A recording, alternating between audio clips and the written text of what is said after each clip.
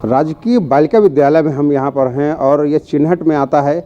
आपको बताएं कि यहाँ के अगर हम इतिहास की बात करें, ज़्यादा पुराना नहीं, करीब आज से 4-6 साल 8 साल पहले यहाँ पर पूरा जो आप पूरा परिसर पीछे का देख रहे हैं पूरा खंडहर हुआ करता था और यहाँ पर लोग आते थे और ऐसे जो लोग थे जो समाज के विरोधी अगर कहे जाएं, जिनके ऊपर लगातार कानूनी कार्रवाई हुई और उसके बाद यहाँ पर तमाम ऐसी चीज़ें यहाँ से बरामद भी की गई थी जो अनैतिकता से यहाँ पर चलती रही हैं। लेकिन उन सब के बाद यहाँ पर आज आप देख सकते हैं कि ये एक बेहद ही सुंदर बिल्डिंग तैयार की गई है छात्राओं को पढ़ाने के लिए।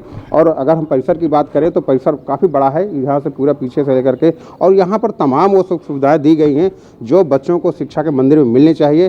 फायर की व्यवस्था से लेकर अगर यहाँ पर आगजनी जैसी कोई घटना होती है उससे भी निपटने के यहाँ पर साधन है। बालिकाओं के लिए शौचालय भी है, उनके लिए रेस्ट रूम भी है, क्लासरूम भी है, विद्युत की व्यवस्था है, यानी कि सारी व्यवस्थाएं हैं। और एक आदर्श विद्यालय जो है उनको बनाने के लिए जो लगातार प्रयास किए जा रहे हैं, ये पूरा यहाँ का स्टाफ है, यहाँ पर प्रधानाचार्य और उनके अन्य यहाँ पर साथी हैं, उनसे भी हम जानेंगे क्या कुछ हुआ। महोदय, सबसे पहले हम आपको परिचय जानेंगे। मेरा नाम ऋतु शुक्ला है। जिस परिसर में आप खड़े हुए हैं ये महात्मा गांधी राष्ट्रपिता महात्मा गांधी राजकीय बालिका इंटर कॉलेज चिन्हट है और यह विद्यालय इस सत्र अप्रैल 2022 से प्रारंभ हुआ है और यहाँ पर बालिकाओं का ही प्रवेश है और लगभग हमारे पास 120 बच्चों का प्रवेश हो चुका है जी। और कुछ मूलभूत दिक्कतें हमारे साथ आई हैं क्योंकि परिसर पहले बना हुआ था और थोड़ा सा अभी हम लोग ये लेट प्रारंभ हुआ है, तो जो बेसिक नीड्स में थोड़ी दिक्कतें आ गई हैं। जैसे कि ये मैं सहयोग चाहूँगी कि यहाँ पर एक तो विद्युत की व्यवस्था नहीं है, कनेक्शन है परंतु अभी पूरी तरीके से चल नहीं रहा है, कट चुका है। दूसरी बात ये है कि टॉयलेट्स वगैरह बने हुए हैं लेकिन सब कुछ थोड़ा सा क्षतिग्रस्त है, तो इसके लिए हम और सबमर्सिबल, एक तो पानी की बहुत आवश्यकता होती है, यहाँ पे पानी भी नहीं है, तो कुछ मूलभूत आवश्यकताएं हैं जिनके बिना हमारा चलना थोड़ा सा मुश्किल हो रहा है।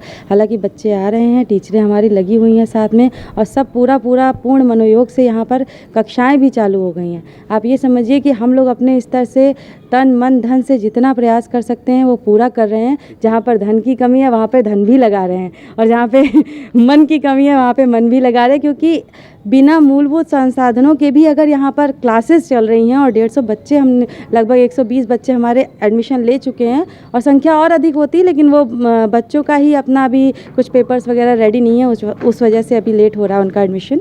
तो ये हम लोगों का मनोयोग ही है जो इसको यहाँ तक लाया है। बिल्कुल पहला सत्र है ये और पहले सत्र में सीधी सी बात है कुछ ना कुछ समस्याएं होती हैं, लेकिन विभाग को चाहिए कि उन समस्याओं को दूर करे, क्योंकि जब बात होती है शिक्षा की और अगर वहाँ पर समस्याएं हों तो कहीं ना कहीं दिक्कत जरूर होती है। हम आपसे महोदय जानना चाहेंगे, एक आदर्श विद्यालय की परिकल्पना की जाती है और महात्मा गांधी जी के साथ इसको जोड़ा गया है। वो खुद कहते थे एक आदर्श राज्य की परिकल्पना उनके दिमाग में हमेशा चलती थी और लगातार इसके बारे में प्रयास भी करते थे। तो क्या लग रहा है किस तरीके से आप इसको एक आदर्श विद्यालय बनाने के लिए काम कर रहे हैं?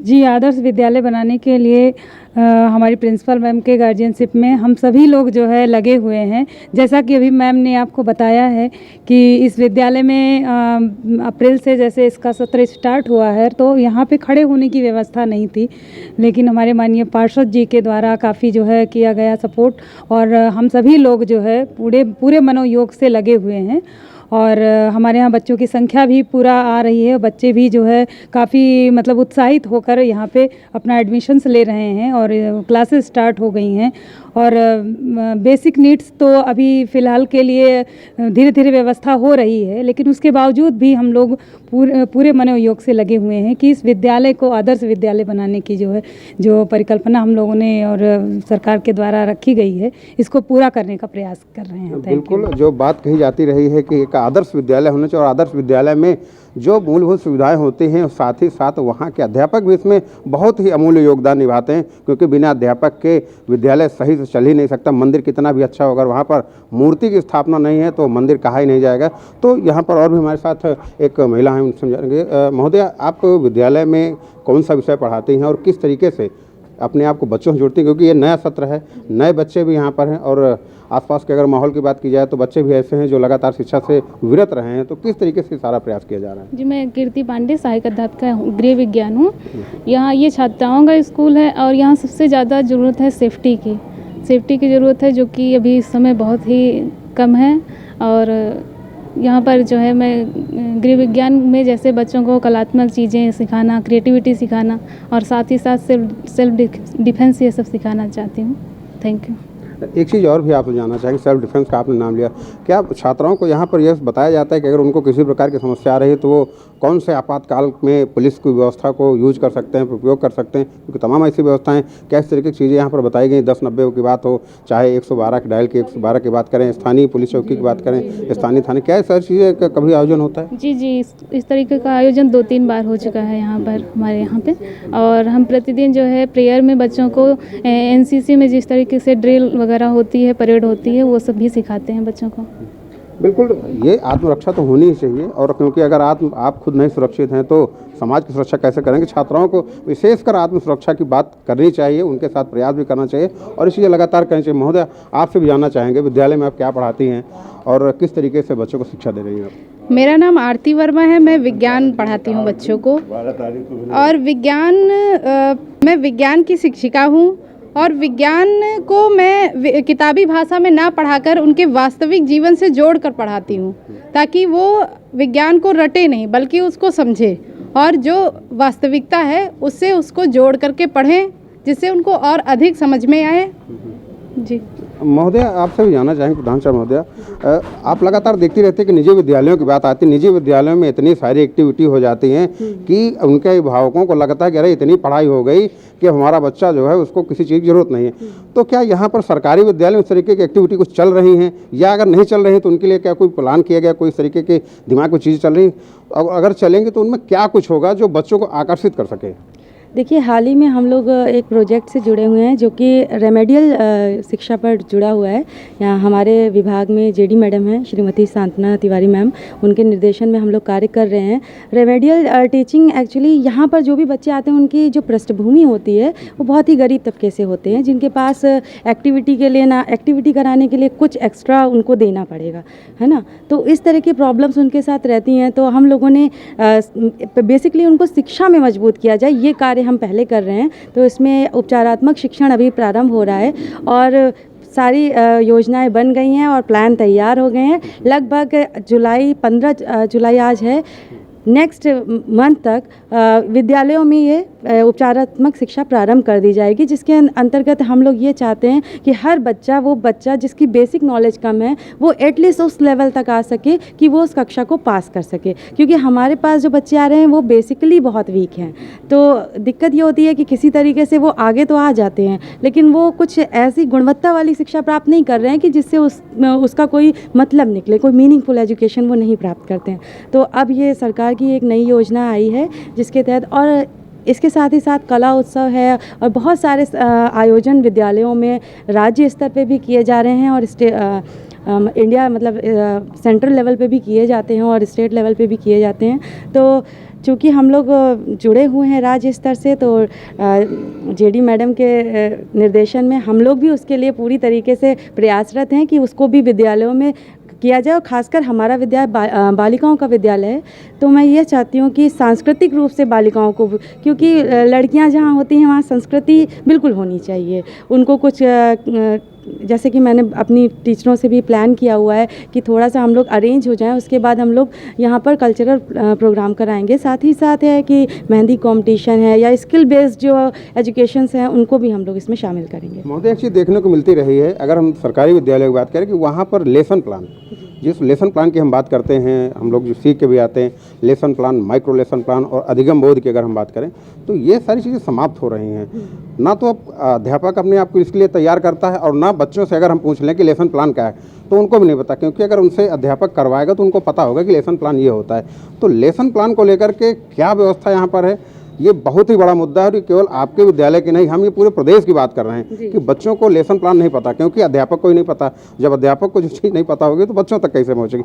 इससे किस तरीके से निपटने का कार्यक्रम है आपका? थोड़ा सा मैं आपका कॉन्सेप्ट क्लियर करना चाहूँगी कि जो लेसन प्लान है it is just about for a teacher, not for a student. Lesson जो प्लान कर रहा है वो टीचर प्लान कर रहा है, उसको इस हिसाब से लेसन को आज प्रेजेंट करना है। तो अगर स्टूडेंट्स इसको नहीं जानते तो ये कोई बड़ी बात नहीं है। हाँ, ये है कि ये योजना लेसन बना के जाना हम लोग सीख के आते हैं प्रशिक्षण में, लेकिन इसको प्रैक्टिकली करने में थोड़ा सा प्रॉब्लम होती है। और उम्मीद है कि जो हम आगे योजनाएं बना रहे हैं, जैसा कि सरकार बना रही है, ये सब भी उसमें भी लगे हुए हैं, रिमीडियल में भी, तो अब उसको फिर से वापस लाया जा रहा है, तो भविष्य काफ़ी अच्छा दिख रहा है। नई शिक्षा नीति कहती है कि छात्राओं को उनको खेल से जोड़ा जाए, उनसे उन आयोजनों से जोड़ा जाए जिससे वो अपने आप को सुगम महसूस करें और चीज़ों को जल्दी सीख सकें। तो क्या लगता है कि नई शिक्षा नीति आप लोग किस तरीके से विद्यालय में लागू करेंगे? और विद्यालय के आदर्श परिकल्पना की जो बात कही जा रही है वो सीधी सी बात है, आओ करके सीखें। महोदया विज्ञान की अध्यापिका हैं, इनको ज़्यादा बेहतर पता, आपको भी पता होगा कि चीज़ें जब बच्चे करते हैं तो नई शिक्षा नीति को लागू करने के लिए आपने क्या कुछ प्लान बनाया? क्योंकि आदेश आएंगे, आदेश आने के बाद तो तब तक इम्प्लीमेंट नहीं होगी जब तक आप नहीं उसको व्यवस्थित तरीके से, तो क्या कुछ चल रहा है इसको लेकर?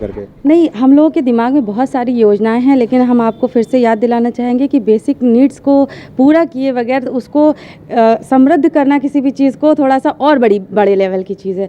फर्स्ट ऑफ ऑल हमें ज़रूरत है बेसिक नीड्स की, वो पूरे होते ही हमारे चूँकि दिमाग में है तो इसका मतलब वो आगे होगा ही। और हम प्रयासरत भी हैं कि बच्चों में ऐसे स्किल्स को डालें कि वो उनके लाइफ में काम आए। और निश्चित रूप से समय समय पर जो भी निर्देशन हमको राज्य स्तर से प्राप्त होगा, अपने अधिकारियों से प्राप्त होगा, उनका पालन किया जाएगा। महोदय, आप गृह विज्ञान के अध्यापिका हैं, एक सवाल हमारे दिमाग में आया है और ये गृह विज्ञान से बिल्कुल संबंधित सवाल है। बच्चियाँ होती हैं, उनका आगे चल के विवाह होता है, विवाह के बाद उनके संतान होती हैं, लेकिन बच्चों को हम वो शिक्षा नहीं दे पाते हैं कि वो अपने बच्चे का पोषण कैसे करें, बच्चे को अपने कैसे संवारें और कैसे एक बेहतर भविष्य के लिए तैयार कर सकें। तो इसके लिए क्या कुछ अलग से चीज़ें आपके दिमाग में चल रही हैं कि बच्चियों को हम इसके लिए तैयार करें कि वो एक बेहतर माँ बन सके और जो बेहतर माँ होगी वो हमारे देश के लिए अच्छे से अच्छे नागरिक का निर्माण कर सकेगी? जी, गृह विज्ञान विषय में 5 शाखाएं हैं, जिसमें से एक बाल विकास और मातृत्व कला भी आता है। तो ये चीज़ें हम बच्चों को क्लासरूम में पढ़ाते हैं और बताते हैं कि घर जो होता है उसे वैज्ञानिक तरीके से चलाना चाहिए आज के ज़माने में। जैसे तो गृह विज्ञान में करके सीखो भी का सिद्धांत लागू होता है। और एक ये भी बताते हैं कि महिला जो होती है वो समाज की जो है जननी होती है और देश की भी निर्माता होती है। तो इस तरीके से गृह विज्ञान की छात्राएं जो होती हैं देश को आगे चलाने में उनका महत्वपूर्ण योगदान होता है। Thank you. बिल्कुल, आगे चलाने में महत्वपूर्ण योगदान गृह विज्ञान से लेकर चाहे विज्ञान हो, चाहे समाज विज्ञान हो, चाहे गणित हो, सभी विषयों का उतना ही योगदान है जितना कि गृह विज्ञान का है। गृह विज्ञान हालांकि इसलिए कुछ ज़्यादा बेहतर है क्योंकि जब बात आती है घर चलाने की, तो घर चलाने के लिए जब तक स्वस्थ एक आवास नहीं होगा, स्वस्थ एक बच्चे वहाँ नहीं होगा, जब तक स्वस्थ एक मस्तिष्क नहीं होगा, और यह सारी चीज़ें गृह विज्ञान के जरिए ही हर घर तक पहुंच सकती हैं। तो कुल मिलाकर अगर हम बात करें इस विद्यालय की, तो इस विद्यालय में तमाम ऐसी चीज़ें हैं जिनमें कुछ समस्याएं हैं, कुछ दिक्कतें हैं, उनको जो है दूर करने का प्रयास भी करना चाहे नगर निगम की बात हो, चाहे जल की बात हो, चाहे बिजली विभाग की बात हो, या अन्य संबंधित जो समस्याएं हैं उनको भी दूर करने का प्रयास यहाँ पर होना चाहिए। अध्यापक लगातार वो सारे काम कर रहे हैं जिसके लिए उनको यहाँ पर लगाया गया है, जिसके लिए वो लगातार काम कर रहे हैं, चाहे बात आदर्श विद्यालय को बनाने की हो, चाहे बच्चों तक शिक्षा पहुँचाने की बात हो, चाहे उनको सुरक्षा के प्रति जागरूक करने की हो, चाहे आत्मरक्षा के प्रति उनको जागरूक करने को। तो कुल मिलाकर के वो सारी चीज़ें इस विद्यालय में छात्राओं तक पहुंचाने का प्रयास किया जा रहा है, जिसके लिए आज के समय में और भविष्य के लिए उनको आवश्यकता पड़ेगी और लगातार यह अभियान इस विद्यालय से जारी रहेगा, यह हम उम्मीद करते हैं। तो कुल मिलाकर के एक बेहतर प्रयास है बच्चों को आगे लाने का, उनको समृद्ध बनाने का, क्योंकि अगर हमारी शिक्षा समृद्ध होगी तो हमारा देश भी समृद्ध होगा, और अगर देश समृद्ध है तो बाकी समृद्धता अपने आप आती ही रहती है। यूपी और देश दुनिया की तमाम ताज़ा तरीन खबरों के लिए गूगल प्ले स्टोर से आज ही डाउनलोड करें हमारा तेजी से उभरता न्यूज़ ऐप डेली इंसाइडर।